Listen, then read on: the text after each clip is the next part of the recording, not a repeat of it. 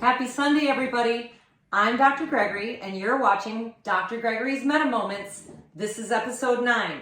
We did take a break last week because I was out of town, but I'm really excited to get back into chapter 3 of The Biology of Belief by Bruce Lipton.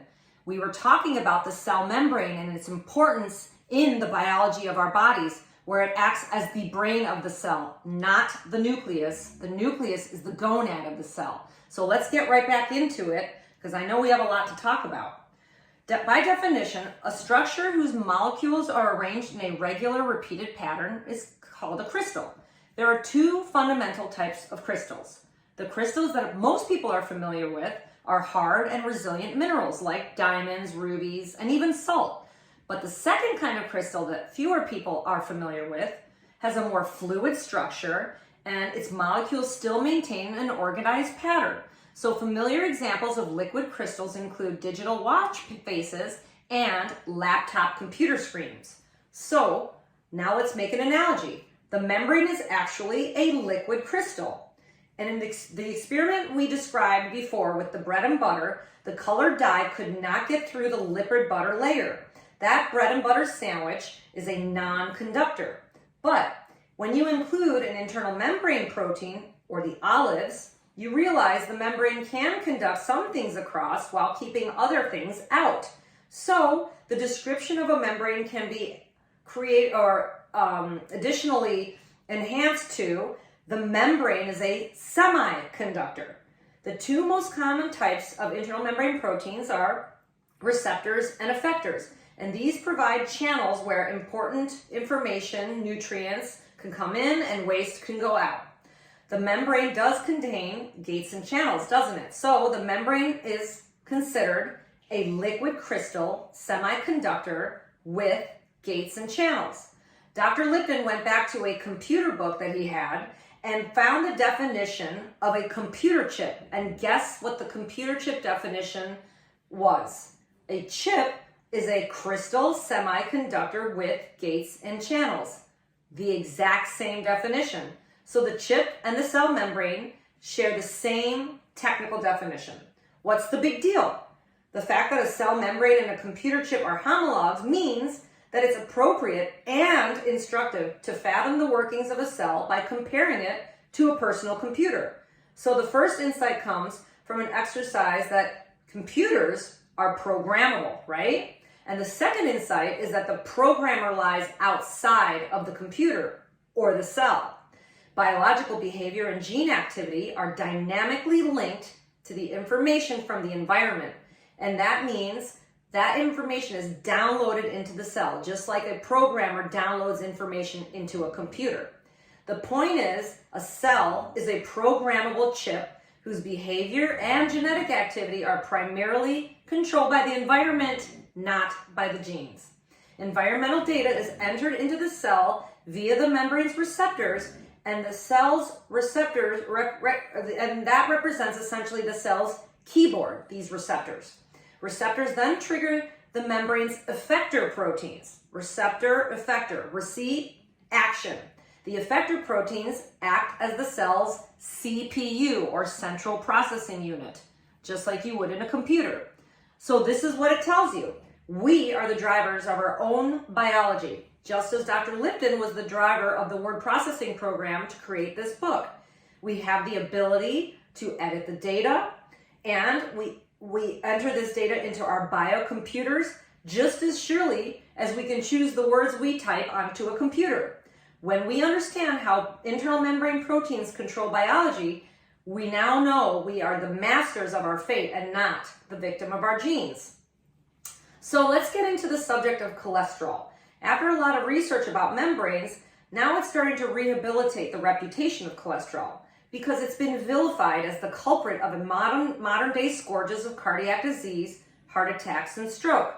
In case of guilt by association, high levels of cholesterol are present in 35% of patients with cardiovascular disease, and they are found at sites of vascular damage, the endothelial cells, and seen in the inner lining of blood vessels, which are loaded with cholesterol droplets. But let's offer a more nuanced view of cholesterol. There's often a rush to demonize cholesterol. It's actually a lipid molecule, and it plays a vital role in our day-to-day survival. It is the precursor for the synthesis of very important molecules in our body, including steroid molecules, bile salts, which are used in digestion, regulatory steroid hormones like estrogen and cortisol, as well as in the formation of vitamin D. So it's an essential component of a membrane, of all membranes, and the function is required for the survival of our 50 trillion cells that make up our body. It's another way of saying cholesterol is crucial to our survival. It helps the membrane maintain a very important balancing act. It creates a rigidity enough to resist the strain that's placed on it by the cytoplasm, which is the contents inside, but it's supple enough to accommodate the flexibility that's required for the movement of these cells. Well, Dr. Lipton ended up spending some time with Dr. Theodore Hollis, a very gifted scientist. He was in his lab, and Dr. Hollis showed him some samples of blood from a specialized strain of rats, and he was studying them to study human atherosclerosis, which is the hardening and narrowing of arteries, which is the leading cause of death in the United States. The animals had so much cholesterol in their systems, their blood was milky white. But despite this toxic level of cholesterol, these rats did not form endothelial cell plaques typical of atherosclerotic blood vessels. Why is that?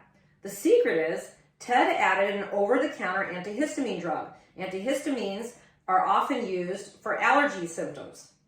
And when the antihistamine was added, it was introduced into the body, and it overrode the cholesterol's role in the atherosclerotic plaque formation.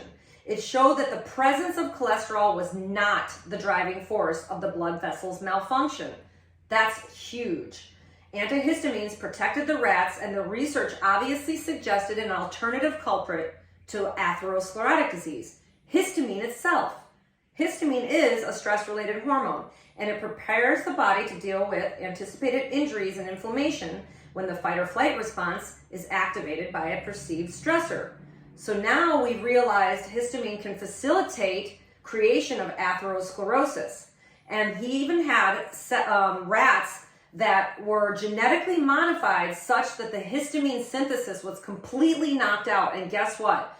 Despite the fact that these rats had significant amounts of cholesterol in their body, the fact that they had no ability to synthesize histamine showed that they had no formation of inflammation and atherosclerosis in their bodies despite the fact that their cholesterol levels were high.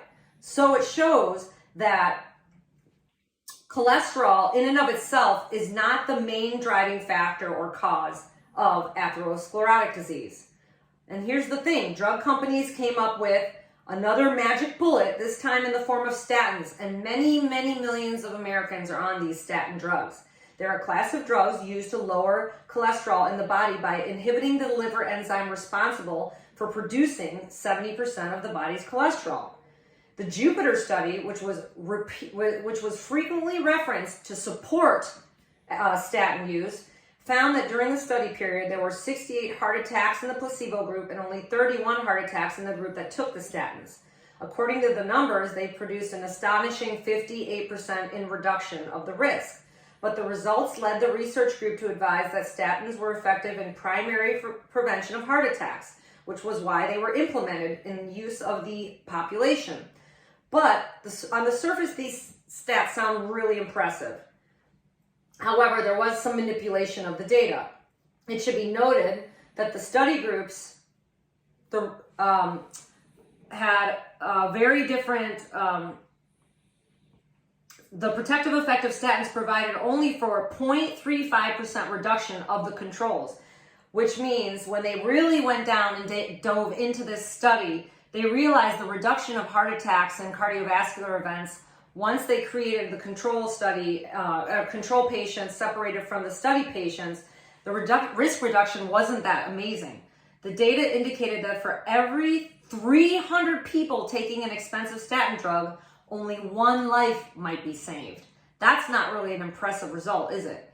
And it's also as a side note, the company that was financially funding this Jupiter study that supposedly talked about how well statins work was actually funded by the pharmaceutical company itself, AstraZeneca. So essentially, it was more of a commercial rather than a really non-biased scientific study.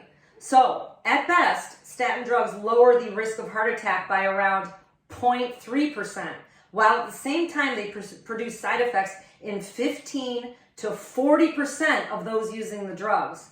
And recent independent studies show that statin use for primary prevention of atherosclerotic related diseases has a minimal or even no value in reducing heart attacks and mortality. Wow, that's interesting information, isn't it? The statin approach to treating cardiac disease is another expensive war with a very poor prognosis. We haven't found weapons of mass cardiac destruction quite yet. Statins are not the answer. Instead of continuing to search, maybe it's time to revise the conclusion that cholesterol is the reason for cardiovascular health issues and shift our attention to environmental stressors rather than genetic or biochemical dysfunctions. The origin of 90% of cardiovascular disease is not due to organic dysfunction in the cell's mechanisms. It represents a behavioral response driven by environmental signals in the blood. Until recently, disease was perceived as a consequence of breakdown in the cell's biological mechanisms. And the vast majority of diseases is now recognized to be a result of lifestyle. So when biomedicine fully appreciates that the membrane is a truly magical brain, it will shift away from the genetic and biochemical dysfunction and focus on how we can change our perceptions and beliefs and prevent cardiac and, in fact, almost all other diseases. That's a big wow. Thanks for watching, everybody. Love you all.